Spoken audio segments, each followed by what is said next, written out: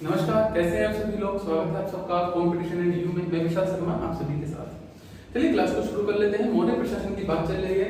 मौर्य काल को हम लोग पढ़ चुके हैं, लेकिन मौर्य काल का एक इंपॉर्टेंट पार्ट होता है मौर्य प्रशासन। प्रशासन का अर्थ है कि जो मौर्य काल था वो इतना बड़ा था और उसका जो एम्पायर था, पूरा एम्पायर दक्षिण से लेकर उत्तर तक, पूर्व से लेकर पश्चिम तक जो एक एम्पायर फैला हुआ था, साम्राज्य फैला हुआ था, उस साम्राज्य को चलाने के लिए किसी ना किसी प्रशासन की आवश्यकता होती है। अब वो प्रशासन कैसे चलाया जाता था, कैसे चलता था, कौन कौन से विभाग थे, ये सारी चर्चा इस वीडियो के अंदर हम लोग करने वाले हैं। साथ ही साथ मैं आप लोगों को बता दूं, जैसे कि हम इसे कोरिलेट करते हुए चलेंगे आज की परिस्थितियों से। जैसे आज के समय में हम भारत देश का ही एग्जाम्पल यहाँ पे लेके चलेंगे। भारत एक बहुत बड़ा देश है और इसे चलाने के लिए प्रशासन की जरूरत होती है। प्रशासन के चलाने के लिए हमें किस चीज की जरूरत है? सबसे पहले ऊपर पद पर सबसे ऊपर आसीन होता है हमारा प्रधानमंत्री। प्रधानमंत्री के नीचे उसके अन्य मंत्री और फिर स्टेट वाइज मुख्यमंत्री, और इसी तरह से प्रशासन फैला हुआ है। निचले स्तर तक, ग्रामीण तक, ग्राम तक, ग्राम पंचायत तक, ग्राम प्रधान तक का एक सिस्टम फैला हुआ है जो कि प्रशासन का हिस्सा माना जाता है। उसी प्रकार से मौर्य प्रशासन में भी इस प्रकार की व्यवस्था थी या नहीं, इसे देखेंगे। तो थी तो कितने उच्च स्तर तक थी, इस चीज की हम लोग यहाँ पर बातचीत करने वाले हैं। चलिए शुरू कर लेते हैं मौर्य प्रशासन की बातचीत को और देखते हैं कि क्या कुछ था इस प्रशासन के दौरान में। पहली बात कि चंद्रगुप्त मौर्य की प्रशासनिक व्यवस्था। देखिए, चंद्रगुप्त मौर्य की जो प्रशासनिक व्यवस्था थी वो उस समय के किसी और प्रशासन की व्यवस्था से सबसे ज्यादा मजबूत मानी जाती थी। क्यों मानी जाती थी, आइए बात करते हैं।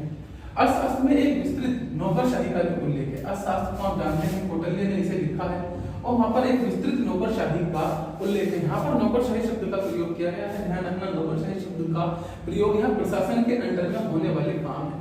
जैसे कि हमारे ऊपर स्तर पर हमारे मंत्री हैं तो वो नौकरशाही के अंतर्गत कहीं ना कहीं आ सकते हैं। आज के समय को अगर हटा दें तो वो हमारे लिए काम करते हैं, चाहे वो हमारे लिए करें या ना करें, मतलब समझना तो पड़ेगा है। तो सबसे पहले बात शुरू होगी राजा से। राजा क्या था? पूरे प्रशासन का मालिक था, सभी सैनिक छावनी का मालिक था और न्यायिक प्रमुख था। हर चीज में राजा प्रमुख हुआ करता था। राजा के अंडर में मंत्रीगण हुआ करते थे, जैसे कि अमात्य। अमात्य क्या? प्रशासनिक अधिकारियों का एक ग्रुप हुआ करता था। इसके बाद तीर्थ नामक प्रशासनिक अधिकारियों का भी एक ग्रुप है। वो प्रशासनिक अधिकारियों के उच्च स्तर के अधिकारी हुआ करते थे मौर्य टाइम पीरियड में। तो राजा का क्या काम था कि राजा को ये लोग सलाह दिया करते थे। कौन? अमात्य और तीर्थ। ये लोग मिलकर किसी भी मुद्दे पर प्रधानमंत्री या फिर उस समय के राजा कह लो, आज के समय में प्रधानमंत्री जैसे मंत्री होते हैं, ये सब एक मीटिंग होती है, कैबिनेट की मीटिंग होती है। उस मीटिंग के अंदर क्या होता है? सभी मिलकर सलाह दी जाती है, बातें रखी जाती हैं, परेशानियां सामने रखी जाती हैं, उन परेशानियों पर चर्चा होती है। जो भी प्रॉब्लम है, सेम ऐसे ही था। लेकिन किसी भी मुद्दे पर, किसी भी परेशानी पर, किसी भी प्रॉब्लम पर जो फैसला लेने का अधिकार था वो सिर्फ किसके पास था? राजा के पास था। अर्थात राजा सुनेगा इन सब की, करेगा अपने मन की। मतलब कि अब ऐसा भी नहीं कि राजा बिल्कुल ही अपने मन की करता हो, लेकिन कर सकता था, उसके पास ये अधिकार था। उसके पास पूर्ण रूप से न्यायिक अधिकार था। उसके सामने किसी को भी पेश किया गया, पेश करने के बाद अगर उसको मुकदमा हुआ, मुकदमा होने के बाद दोष सिद्ध हो जाता है तो जो उसके ऊपर कानून व्यवस्था के आधार पर जो भी जुर्माना लगना है, जो भी दंड देना है, उसे देने का अधिकार कौन था? राजा था। राजा सभी प्रशासनिक अधिकारियों का प्रमुख था, सभी सैनिकों का प्रमुख था। सीधी सी बात है, राजा है और न्यायिक प्रमुख भी राजा माना जाता था। लेकिन राजा को सलाह देने के लिए या कार्य करवाने के लिए वहां पर कुछ प्रशासनिक अधिकारियों की नियुक्ति की जाती थी। उन प्रशासनिक अधिकारियों को अमात्य कहा जाता था। तो इस चीज को भी याद रखेंगे, प्रशासनिक अधिकारियों को किस नाम से जाना जाता था? आप बताएंगे कि उन्हें अमात्य के नाम से जाना जाता था। आगे की बात करते हैं। सबसे ऊंचे अधिकारियों को तीर्थ, इस शब्द को याद रखना, सबसे ऊंचे अधिकारियों को क्या? तीर्थ या महामात्र अथवा अमात्य कहा जाता था। इनकी कुल संख्या 18 थी। जैसे आज हमारे कैबिनेट की संख्या निश्चित होती है कि कैबिनेट में कितने मंत्री होंगे, उसी समय इनकी भी एक संख्या निश्चित थी और वो संख्या क्या थी? सर वो संख्या थी 18। ठीक है ना? वो संख्या कितनी थी बच्चों? सर वो संख्या थी 18। अब 18 लोग या 18 प्रशासनिक अधिकारी या तीर्थ या अमात्य का ये मिलकर राजा को सलाह देते थे और प्रशासन चलाने में इनकी मदद करते थे। आइए इन 18 का वर्णन कर लेते हैं क्योंकि इनसे संबंधित सवाल ये प्रश्न आपसे पूछे जाते हैं। तो सबसे पहले इनका नाम तीर्थ है अमरजेन भी हो सकता है और इससे संबंधित विभाग। तो सबसे पहले आता है मंत्री या पुरोहित। आप इनके नाम से बहुत अच्छे से परिचित होंगे क्योंकि मौर्य काल में इस पद पर एक ही व्यक्ति थे, वो थे चाणक्य। तो ये प्रधानमंत्री थे, सबसे ऊपर के मंत्री। आगे की बात करते हैं तो इनका नाम था संघा। ये राजकोषीय कोषागार थे, जो राजकीय कोषागार होता है ना, ये उसके हेड थे। इसके बाद आता समाहर्ता। ये एग्जाम में पूछा भी गया है, क्या है समाहर्ता। समाहर्ता कौन है? राजस्व विभाग से। राजस्व विभाग में क्या है? ये वित्त मंत्री है, जो वित्त के लेन देन को देखता है। याद रखना, कोषागार जहाँ पर कोष इकट्ठा होता है और वित्त मंत्री दो अलग अलग चीजें हैं। आप समझते होंगे ये दोनों पद आज के टाइम पर भी मौजूद हैं। तो वित्त से संबंधित सलाह के लिए राजा के पास कौन सा अमर्त्य था? समाहर्ता, या फिर इसे तीर्थ कह लो क्योंकि ये राजा को सलाह दिया जाता था। अगला आता है युवराज। इस नाम से तो बहुत अच्छे से आप परिचित होंगे। युवराज मतलब राजा का उत्तराधिकारी। ये युवराज के पद पर काम करता था। पद यहाँ पर युवराज का नहीं है, राजा के बेटे को युवराज भी कहा जाता है। तो ये राज्य की सारी गतिविधियों को सीखता था और आगे चलकर स्वयं राजा बनकर उन गतिविधियों को निरूपित करता था। अगला आ जाता है सेनापति, जो सेना का अध्यक्ष होता है। ठीक है, सेना का अध्यक्ष सेनापति। लड़ाई के दौरान, युद्ध के दौरान सेना को आदेश देना, सेना से आगे चलना और सेना का नेतृत्व करना इसी का काम था। एक आता है नायक। नायक कौन होता है? सेना का संचालन, जो सेना का संचालन करेगा कि कैसे कैसे लोग रथ पर जाएंगे, कौन किस पर जाएगा, ये सारी व्यवस्था बनाकर रखना नायक का काम होता है। अगला है व्यावहारिक। ये होता है दीवानी न्यायालय का न्यायाधीश। दीवानी मामले को आपको पता होगा, दीवानी फौजदारी मामले होते हैं। दीवानी का मतलब वो वाला दीवानी नहीं, जब सोच लो प्यार में दीवानी। यहाँ दीवानी मैटर होता है संबंधित लॉ से।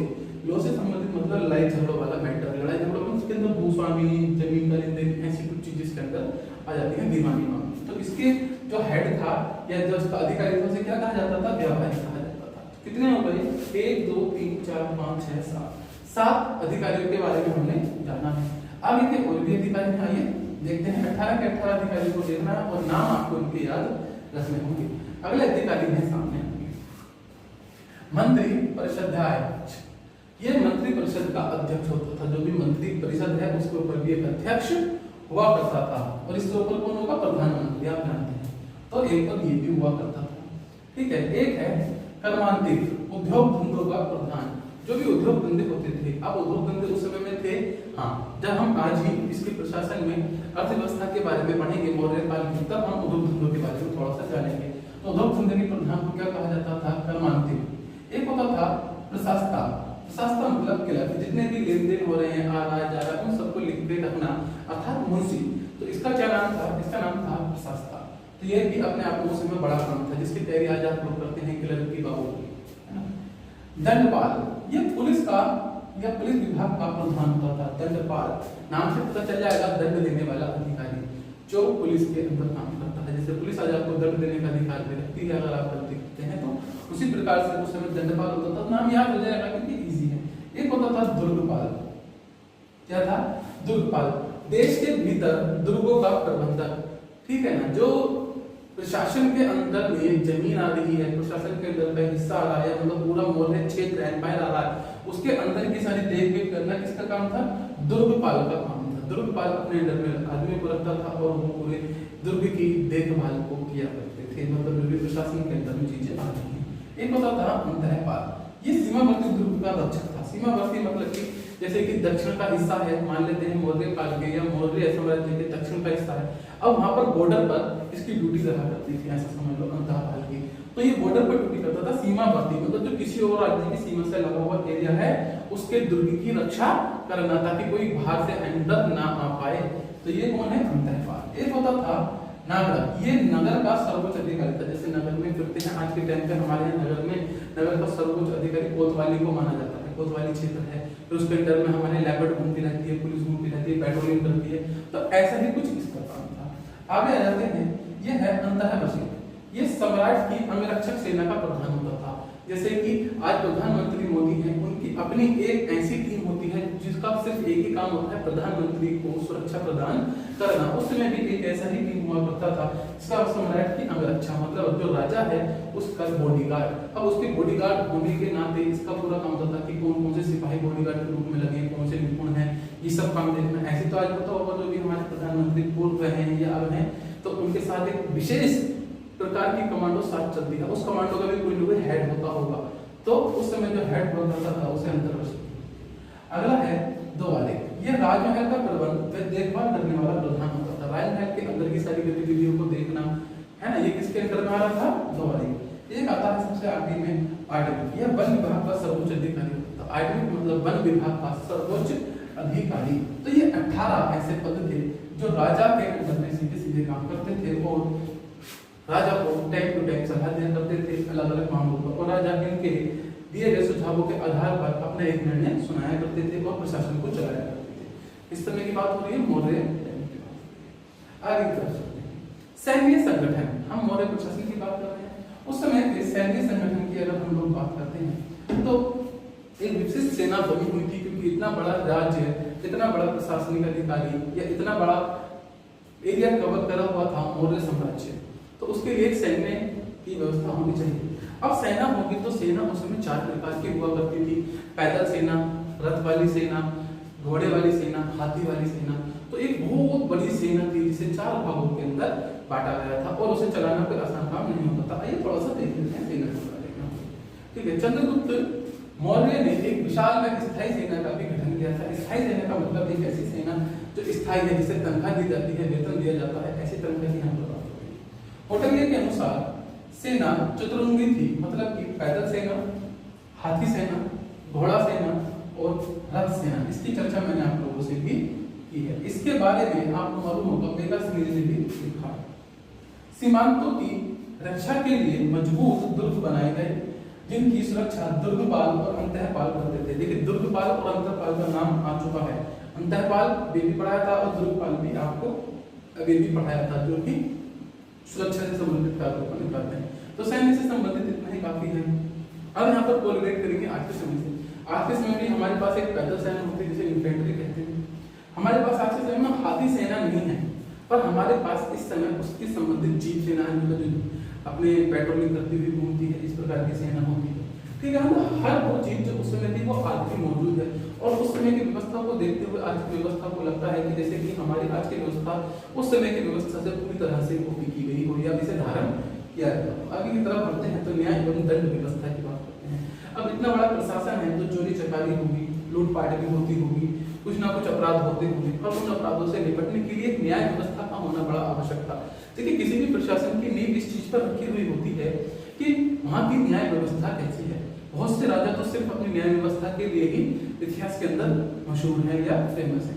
ठीक है, क्योंकि न्याय व्यवस्था जितनी अच्छी होगी, आपका जनता पर या जनता का आप पर विश्वास उतना ज्यादा अच्छा होगा कि हमारा राजा एक न्याय के लिए राजा है, और एक आम नागरिक भी आकर आपसे अपने न्याय की गुहार लगा सकता है। तो उस समय की न्याय व्यवस्था कैसी थी, इसकी थोड़ी सी हम लोग बात कर लेते हैं। न्याय व्यवस्था के मामले में हमारे पास सबसे पहले एक नाम आता है जिसे हम कहते हैं धर्म स्थैर्य न्यायालय, मतलब दीवानी न्यायालय। दीवानी मामले जितने भी हुआ करते थे इस न्यायालय में करते थे। और मैं बता दूं, मौर्य प्रशासन की न्याय व्यवस्था एक बहुत ही मजबूत न्याय व्यवस्था मानी जाती थी। ठीक है, साथ ही साथ एक दूसरा मामला आता था, क्योंकि उस समय ज्यादा ऐसे मामले तो नहीं। दूसरा मामला आता था फौजदारी मामला, तो उसके लिए कंटक शोधन था। इन दोनों के नाम आपको याद रखने होंगे। दीवानी मामले को कौन समझाता था? धर्मस्थैर्य न्यायालय। और कंटक शोधन न्यायालय किसे समझाता था? फौजदारी, लड़ाई झगड़े, है ना, सिर फोड़ दिया, लठ मार दिया, खून खराबा कर दिया, ऐसे करके तो उन्हें कौन निपटाता था? कंटक शोधक। अर्थात समाज के विभिन्न भागों के लिए विभिन्न प्रकार की न्याय व्यवस्था बनी हुई थी। अब यहाँ पर न्याय व्यवस्था की तो ऊपरी स्तर की बात यहाँ पर न्याय है, लेकिन इसके साथ साथ पुलिस अधिकारी थे जो समाज के अंदर रहकर घूमते रहते थे और न्याय के प्रति अपने आप को निर्भर रखते थे, और लोग उनकी सुनते भी होंगे शायद। ठीक है, लेकिन साथ ही साथ आपके पास यहाँ पर 2 न्यायालय भी मौजूद थे जहाँ पर समाज का आम नागरिक अपने लिए न्याय की आशा कर सकता था और न्याय किया भी जाता था, ऐसा कहा जाता है। एक था इनके पास गुप्तचर विभाग। इस विभाग की अगर हम लोग बात करते हैं तो गुप्तचर विभाग, जैसे आज के समय में हमारे पास अपनी एक एजेंसी होती है, एक ऐसी एजेंसी होती है जो गुप्तचर के तरह काम कर रही है। अलग अलग देशों की अलग अलग एजेंसियां होती हैं। गुप्तचर विभाग खुफिया तरीके से काम करता हुआ राजा के पास इंफॉर्मेशन को पहुंचाता था, उस समय जैसे आज भी पहुंचाता है। कि अब यहाँ पर अलग अलग टाइप के काम होते थे जो आज नहीं होता। यहाँ पर राजा के पास एक विशिष्ट प्रकार का गुप्तचर हुआ करता था जो पूरे समाज में आम नागरिक बनकर घुमा करता था और राजा को इस बात की जानकारी देता था कि प्रजा जो है आपके बारे में क्या सोचती है। क्या प्रजा आपको अच्छा मानती है, क्या आपको प्रजा बुरा मानती है, क्या प्रजा आपकी तारीफ करती है, नहीं करती है। इस प्रकार की सूचनाएं इकट्ठा भी करना इस समय का एक मेन काम माना जाता था, क्योंकि राजा को अगर ये पता हो कि मेरी प्रजा मुझसे खुश है देन फाइन, और ये पता हो कि मेरी प्रजा मुझसे खुश नहीं है, तो राजा को उसके लिए एक उचित कदम उठाना चाहिए था कि चलिए प्रजा भी खुश होनी चाहिए, तभी तो एक राजा अच्छा राजा माना जाएगा। तो यहाँ पर गुप्तचर विभाग भी मौजूद था, और गुप्तचर विभाग का मुख्य कार्य यही नहीं था कि वह सिर्फ प्रजा के प्रति ये देखे कि जनता में आक्रोश है या नहीं।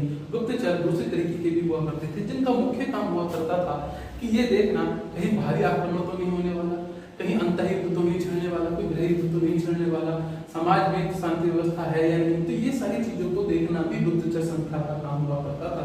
अगर हम यहाँ पर गुप्तचरों की बात करें तो गुप्तचर विभाग को उस समय दो भागों में बांटा गया था। यहाँ पर भी दो भाग कुछ इस प्रकार के थे कि एक भाग या एक प्रकार का गुप्तचर तो एक स्थान पर रहा करता था और सारी जानकारी इकट्ठा करता था। दूसरे प्रकार का गुप्तचर गांव-गांव, शहर-शहर घूमा करता था और वहां से सूचनाओं को इकट्ठा किया करता था। एक और इसी चीजों को देख लेते हैं।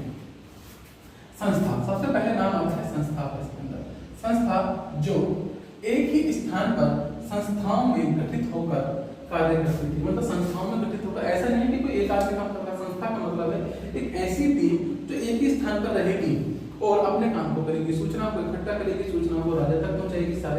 सारे मामले राजा तक पहुंचाते थे गुप्त तरीके से, कि कोई मंत्री साजिश तो नहीं रच रहा, कोई व्यक्ति या कोई समाज के अंदर या हमारे जो प्रशासन है उसके अंदर कोई मिलीभगत तो नहीं हो रही है, कोई टीम तो नहीं बन रही है। इस प्रकार की जानकारी संस्था दिया करता था। एक दूसरा होता था संचार। संचार में भ्रमण कर सूचनाएं एकत्रित करते थे। इस कार्य में स्त्रियां एवं वेश्याओं की भी सहायता दी जाती थी। संचार का मतलब हुआ कि जो घूम फिर कर इधर से उधर जाकर जानकारी इकट्ठा करते थे। जैसे आज के समय में बहुत सारे स्पाई मूवी आपने देखी होंगी, लेकिन साथ ही साथ यहाँ पर एक चीज विशेष है कि स्त्रियों और वेश्याओं की भी मदद की जाती थी, क्योंकि आप समझते होंगे कि इनके माध्यम से भी बहुत से राजधन से उगलवाए जाते थे लोगों से। तो इसका एक विशेष रोल उस समय हुआ करता था। कंप्लीट बात है, एक बहुत छोटा सा ही टॉपिक है और बहुत आसानी से आपको समझ में जाएगा। 15 से 20 मिनट की क्लास होगी, वो सब कुछ इसके अंदर आपके पास होगा।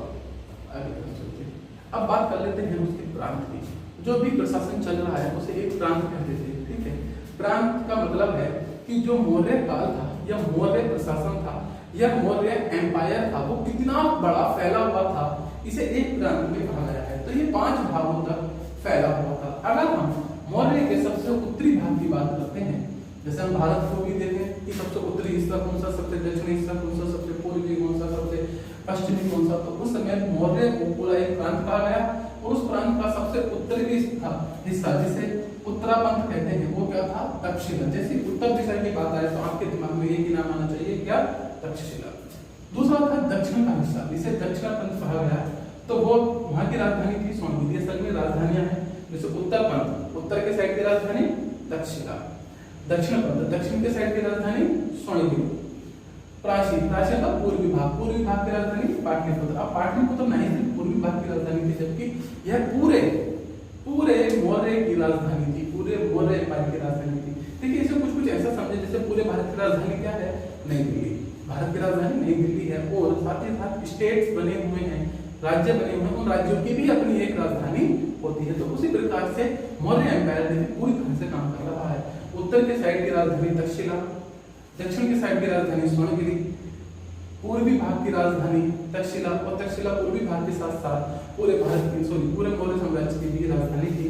और अवंती आप जानते हैं जो उज्जैन की साइड पड़ता है, ये उज्जैन इसकी राजधानी थी। और एक वो क्षेत्र करीब जो जीता था अशोक ने, उड़ीसा साइड है, इसकी राजधानी तोषरी थी। तो इस प्रकार से आप देख सकते हैं प्रशासनिक व्यवस्था को संभालने के लिए अलग अलग राजधानियां बनाई गई। हर एक राजधानी में जितने पद आपने देखे ये पद हुआ करते थे और मिलजुल कर काम को अंजाम दिया करते थे। आगे की तरफ चलते हैं। ये तो हुई प्रांत के स्तर की व्यवस्था, जिसे चक्र नाम भी दिया गया है, ठीक है। इससे आगे की व्यवस्था आ जाएगी स्थानीय व्यवस्था। स्थानीय व्यवस्था का मतलब है लोकल व्यवस्था। जैसे कि पूरे भारत की व्यवस्था के साथ साथ आपकी लोकल व्यवस्था कितनी अच्छी है उस पर प्रशासन काम करता है। अर्थात मैं समझाने की कोशिश करता हूँ, पूरे भारत की व्यवस्था जैसी भी चल रही हो वो अलग बात है, लेकिन आपका अपना लोकल एक क्षेत्र होता है जहाँ पर आपके ऊपर अगर आप गाँव क्षेत्र से हैं तो प्रधान होता है, शहर क्षेत्र से हैं, नगर क्षेत्र से हैं तो आपके ऊपर एक सभासद होता है। और ये आपके लिए कार्य करते हैं, सड़क बनवाना, पार्क बनवाना, आपकी परेशानियों को समझना और उनका निदान किया जा सकता है तो उनका निदान करवाने में आपकी मदद करना, ये भी तो एक प्रशासन का हिस्सा हुआ होता है, ठीक है। तो आज के समय की प्रॉब्लम अलग है, उस समय की प्रॉब्लम अलग थी। तो स्थानीय शासन की जरूरत हुआ करती थी। तो स्थानीय शासन को कुछ भागों में बांटा हुआ था, जिसकी हम यहाँ पर बात कर लेते हैं। हम जानते हैं कि सबसे बड़ी इकाई क्या हुई? प्रांत। ठीक है, सबसे बड़ी इकाई तो प्रांत हुई। पूरा मौर्य साम्राज्य, जो मैंने अभी आपको बताया, उत्तर में तक्षशिला, दक्षिण में स्वर्णगिरी, पूर्व में पाटलिपुत्र, है ना, इस प्रकार से फिर उज्जैनी और फिर कलिंग। तो सबसे बड़ी इकाई तो प्रांत होगी, जिसके 5 भागों में बटा हुआ। प्रांत कितने भागों में बटा हुआ? 5 भागों में। अब इसके अंदर ही छोटे प्रांत को भी छोटे छोटे प्रशासनिक इकाइयों में विभक्त किया गया, छोटे छोटे भागों में बटा गया। पूरा देश भारत, फिर भारत को राज्यों में, फिर राज्यों को राजधानी में, उनके राजधानी के बाद ब्लॉक है, ब्लॉक के बाद आपका नगर है, नगर के बाद ग्राम है, इस प्रकार से बटा हुआ। तो वैसे ही उसमें तो प्रांतों को जिला या स्थानीय स्तर में विभक्त किया गया। जो प्रांत है बड़े आपके, तो इन्हें कितने भागों में कैसे बांटा गया? जिला और स्थानीय, जिला हो गया, फिर जिला ही कह लेते हैं, जिला स्तर पर विभाग किया गया। अब एक स्थानीय में या फिर एक जिला में 800 गांव होते थे। मतलब एक जिला में कितने गांव? सर जी 800 गांव। एक स्थानीय से छोटी प्रशासन, मतलब कि एक जिला से छोटी प्रशासनिक इकाई को क्या कहा गया है? द्रोणमुख। इस चीज को देखेंगे, समझेंगे। देखिए, सबसे पहले आया है प्रांत। प्रांत कितने हिस्सों में? 5 हिस्सों में। उसके बाद आया आपके पास एक जिला। जिला में कितने गांव? सर जी 800 गांव। जिला से छोटा क्या हुआ? सर जी जिला से छोटा हुआ द्रोणमुख। द्रोणमुख के अंदर 400 गांव। बात समझ रहे हैं ना? एक जिले में 800 गांव, जिले से छोटा क्या हुआ था? द्रोणमुख। और द्रोणमुख के अंदर कितने गांव? सर जी 400 गांव। ठीक है, 200 गांव के समूह को खरवटिक कहा जाता था।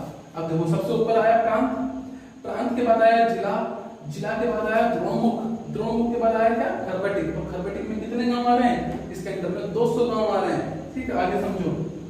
फिर आया संग्रहण। संग्रहण के अंदर कितने गांव आ रहे हैं? सर जिसके अंदर 100 गांव आते हैं। फिर आया आपके पास गो, गो में कितने गांव आते हैं? 10 गांव। और इससे छोटा होता था सिंगल, एक गांव। ठीक है, शासन सबसे छोटी इकाई गांव थी। भाषण मारी, एक गांव गांव। जब 10 गांव मिल गए तो उन्हें क्या कहा गया? सर जी उन्हें गो कहा गया। जब 100 गांव मिल गए तो उन्हें संग्रहण कहा गया। जब 200 गांव मिले तो उन्हें खरवटिक कहा गया। जब 400 गांव मिले तो उन्हें द्रोणमुख कहा गया। और जब 800 गांव मिले तो एक जिला बन गया। ठीक है, तो इस प्रकार से यहाँ की कहानी चला करती थी, जो कि बहुत ही प्यारी व्यवस्था है। ये व्यवस्था आज भी आपके पास है। जिला है, ब्लॉक है, प्रशासन है, ये सब चीजें आज भी आपके पास मौजूद है। अब आप समझिए, इतने हजारों साल पहले की व्यवस्था मौजूद थी और आज भी मौजूद है, तो व्यवस्था कितनी ज्यादा मजबूत रही होगी। आगे की तरफ अब यहाँ पर मेगास्थनीज के अनुसार, ये नोट में लिखा हुआ इंपोर्टेंट है, क्वेश्चन कई बार एग्जाम में पूछा गया है। मेगास्थनीज के अनुसार 6 समितियां और प्रत्येक समिति में 6 सदस्य, 5 सदस्य हुआ करते थे। असल में मेगास्थनीज का कहना था कि इन सभी गांव वाली व्यवस्था को संभालने के लिए कुछ समितियां बनी हुई थी। उन समितियों की संख्या कितनी थी? सर जी उनकी संख्या 6 थी और हर समिति में 5 लोग थे। तो टोटल कितने सदस्य हो गए? 30 लोग हो गए या 30 सदस्य हो गए। ये सब मिलकर इस प्रशासनिक इकाइयों को चलाया करते थे निम्न स्तर पर। ठीक है, तो यहाँ से क्वेश्चन बनता है कि मेगास्थनीज के अनुसार कितनी समितियां मौर्य काल में कार्य करती थी? तो आपको बताना होगा कि 6 प्रकार की समितियां काम किया करती थी और एक समिति में 5 सदस्य होते थे। मौर्य समाज की बात कर लेते हैं कि मौर्य उस समय का समाज कैसा था। वैसे आपने पढ़ा होगा कि कौटिल्य ने भी कहा है, कौटिल्य के अनुसार ब्राह्मण, क्षत्रिय, वैश्य और शूद्र थे। यह आपने वैदिक टाइम पीरियड में पढ़ा, पर अंतर क्या है, क्यों यहाँ पर चर्चा हुई? क्यों कौटिल्य ने ऐसा लिखा है? कौटिल्य का कहना था कि समाज 4 भागों में बटा हुआ है, ब्राह्मण, क्षत्रिय, वैश्य, शूद्र। लेकिन इस समय शूद्रों की जो स्थिति थी उसमें काफी ज्यादा इंप्रूवमेंट हुआ था। शूद्रों को अपने उन कामों से हटाकर जो वो क्या करते थे, उसके अलावा अन्य कामों में भी सहायता के लिए बुलाया जाता था और वो अन्य कामों को भी किया करते थे, चाहे वो काम फिर वैश्य के साथ मिलकर हो, क्षत्रिय के साथ मिलकर हो या ब्राह्मण के साथ मिलकर हो। और इनकी दशा में एक अपार उन्नति देखने के लिए उस समय मिली गई थी। ये लोग भी अब व्यापार कर सकते थे, कुछ भी किया कर सकते थे। तो यहाँ पर इनकी स्थिति सुधरी थी। लेकिन समाज था 4 भागों में विभाजित, ब्राह्मण, क्षत्रिय, वैश्य और शूद्र में। कंफर्म है? इसके बाद मेगास्थनीज ने भी इसी टॉपिक पर लिखा। मेगास्थनीज के अनुसार समाज को 7 भागों में बांटा गया था। अब ऐसा क्यों है? असल में कौटिल्य के अनुसार जो 4 भागों में बांटा गया है, क्या इन्होंने गलत बताया? इन्होंने गलत नहीं। असल में कौटिल्य ने जो 4 भागों में बांटा, वो बांटा था कास्ट सिस्टम के अनुसार, जबकि मेगास्थनीज ने जो बांटा था वो उनके काम के अनुसार बांटा था। तो यहाँ से क्वेश्चन बनता है कि मेगास्थनीज के अनुसार मौर्य समाज कितने भागों में बटा हुआ था? तो आपको बताना होगा कि मेगास्थनीज के अनुसार जो मौर्य समाज था वो 7 भागों में बटा हुआ था। पहला भाग था दार्शनिक, किसान, अहीर, कारीगर, सैनिक, निरीक्षक और सभासद। इस प्रकार से 7 भागों में बटा हुआ था मेगास्थनीज के अनुसार। कौटिल्य के अनुसार दास प्रथा थी। अब देखिए यहाँ पर समाज के अंदर कौटिल्य कहते हैं अपनी अर्थशास्त्र पुस्तक में कि समाज के अंदर दास प्रथा मौजूद थी, जबकि मेगास्थनीज कहते हैं कि दास प्रथा नहीं थी। तो क्या यहाँ पर मेगास्थनीज ने गलत लिखा है अपनी पुस्तक में? बिल्कुल नहीं, समझेंगे। असल में कौटिल्य के अनुसार हर वो प्रथा दास है जहाँ पर किसी मजदूर से भी काम करवाया जाता है, ठीक है। लेकिन मेगास्थनीज क्योंकि ये यूनानी था और यूनान के अंदर दास प्रथा का एक अलग ही परिभाषा है। इनके यहाँ दास प्रथा की परिभाषा ये है कि जहाँ पर किसी को बदमाश मजदूरी के लिए रख लिया जाए और उस पर हर डिग्री भी इस्तेमाल किया जाए और एक बहुत ही कठिन तरीके से उससे काम करवाया जाए, मारपीट की जाए और बहुत ही कठोर दंड भी दिया जाए गलती होने पर। इस प्रकार की दास प्रथा यूनान में देखी जाती है, लेकिन भारत में इस प्रकार की दास प्रथा नहीं थी, इसीलिए उन्होंने जो प्रथा थी उसे दास प्रथा नहीं माना, लेकिन हमारे लिए वो दास प्रथा थी, इसलिए कौटिल्य ने उसे दास प्रथा का नाम दिया। बात आई हो आपको समझ में आ रही होगी। आगे की बात करते हैं, स्त्रियों की दशा में सुधार था। अब यहाँ पर स्त्रियों की दशा में पहले से ज्यादा सुधार था। किसकी बात कर रहे हैं? मौर्य समाज की। देखिए यहाँ पर स्त्रियों की दशा में पहले सुधार था क्योंकि स्त्रियों को प्रशासनिक इकाइयों में जोड़ा गया था, जहाँ पर वो गुप्तचर के रूप में कार्य किया करती थी, अर्थात उनकी एक अच्छी इमेज बनी हुई थी स्त्रियों की, और यहाँ पर उनकी सुधार देखा जा सकता है। तो स्त्रियों की दशा अच्छी नहीं थी, लेकिन ये नहीं कह सकते कि बहुत ज्यादा अच्छी थी। हाँ, सो थी, मतलब कि एवरेज दशा थी उसमें, ठीक है। आगे की बात करते हैं, मौर्य अर्थव्यवस्था की बात करते हैं। मौर्य काल की अर्थव्यवस्था कैसी थी? देखिए अगर वीडियो आपको अच्छा लगता है तो लाइक से सब्सक्राइब जरूर किया करें, उसमें तो कुछ नहीं जाता ना, इतनी मेहनत होती है तो बड़ी चीजें है ना, इतना मेहनत होता है तो चाहते हैं कि एक बार शेयर सब्सक्राइब तो होना ही चाहिए, ठीक है। आइए चर्चा करते हैं मौर्य काल की अर्थव्यवस्था।